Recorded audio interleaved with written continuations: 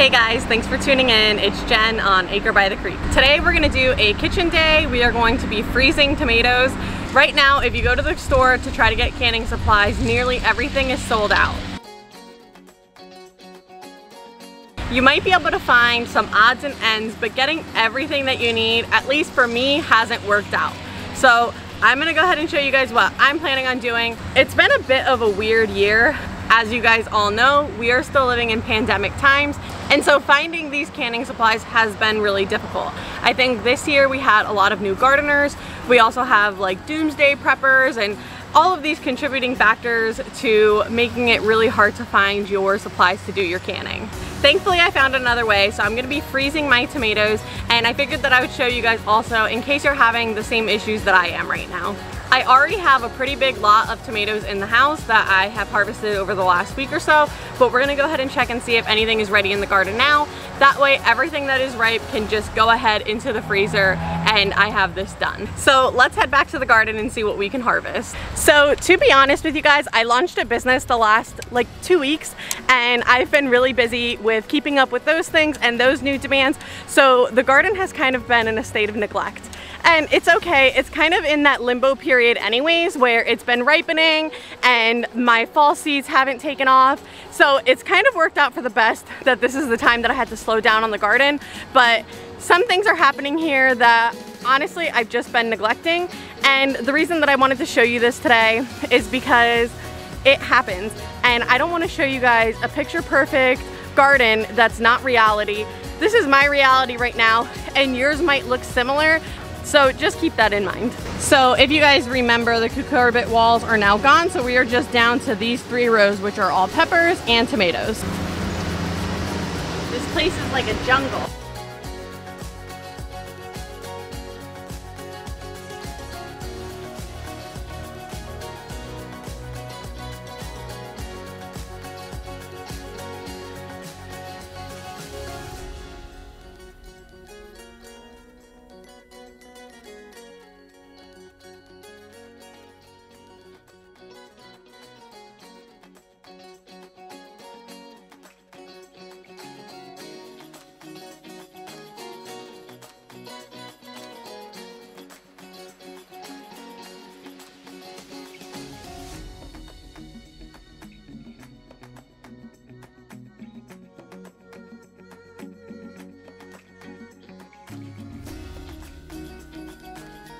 So we got several more pounds of fruit here. Not all of it is totally ripened yet, but I'd rather pick it now and let it ripen inside the rest of the way than lose it to the birds and the squirrels. So let's just head inside and we'll get started on preserving the harvest.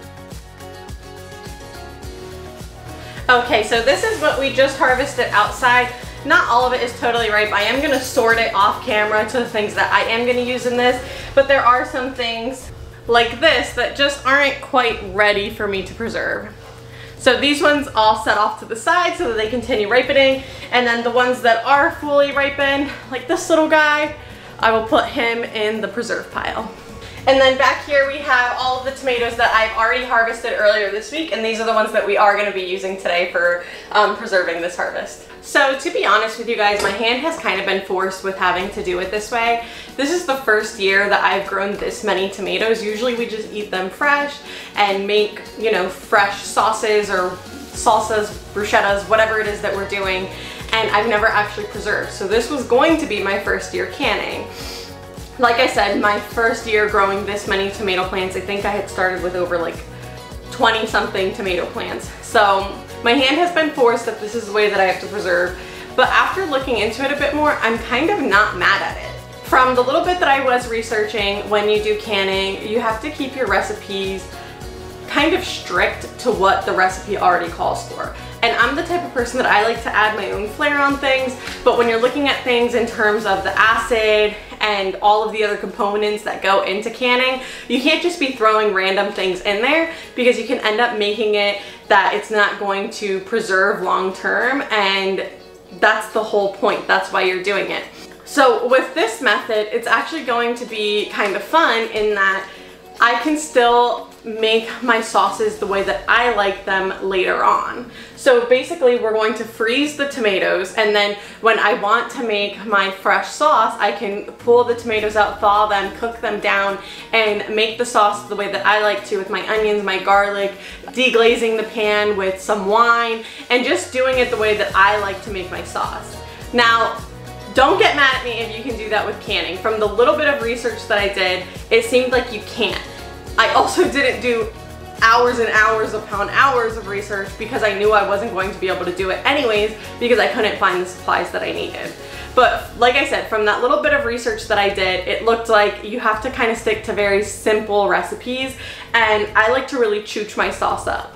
So I have my food saver here, and we're gonna go ahead and we're going to be dicing up some of the tomatoes. I'm gonna just core and score some of them, and we're just gonna preserve them in a few different ways. It's close to 100 again today, so I'm not gonna be running the oven, but I do want to try to do it where I slow roast my tomatoes in the oven, and then I take my roasted tomatoes and freeze them so that later on I have that roasted flavor.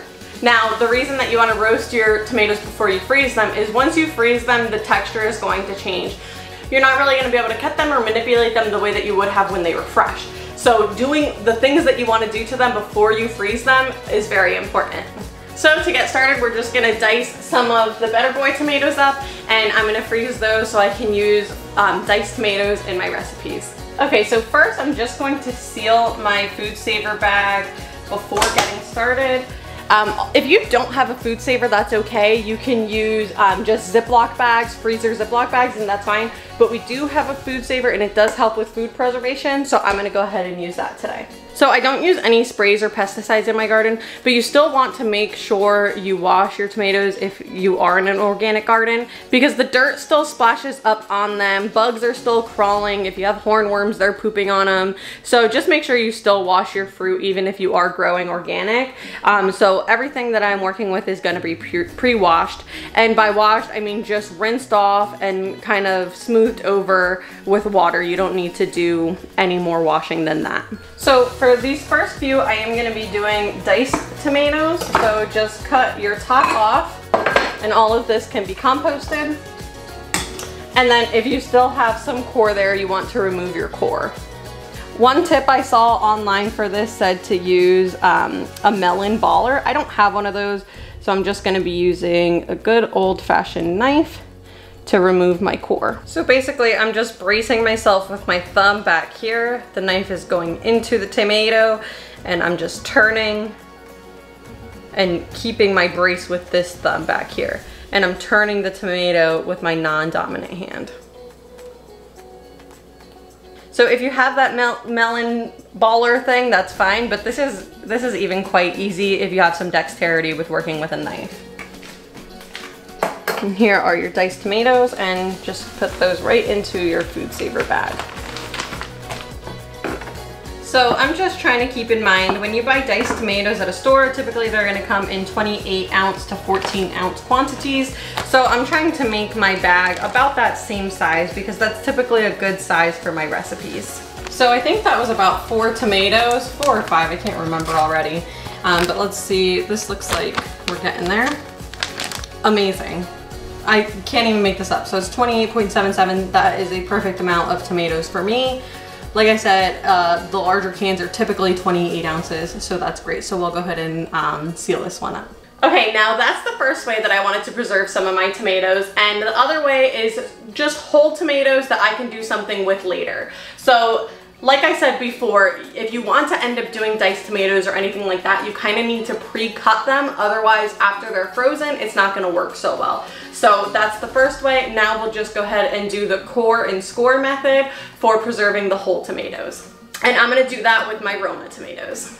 So basically, this is going to be super easy. All you have to do is, if you have, the little top on it, remove that. Same way that we cored the Better Boy tomatoes, I'm just going in and taking the core off of my Roma tomato here. And then you're going to score the bottom with an X. So you're literally just gonna go, you don't have to go very deep at all. You're just gonna go down, X marks the spot, and put a little X in the bottom of your tomato. Now, the reason that you do this is your tomatoes have a pretty high water content. That's why when I cut them, you can see all the water that ends up on the board. It's all of the juice of the tomato. And so when your tomato freezes, it's going to expand.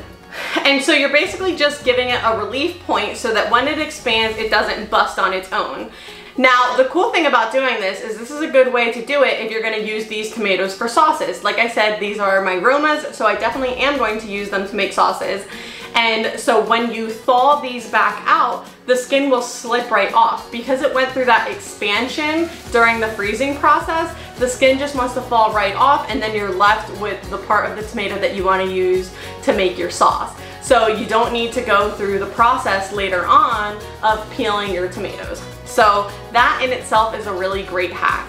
Anything that makes it easier, I am here for it. So I'm just gonna go ahead and do a few of my romas this way, and then we'll get a bag ready for the freezer.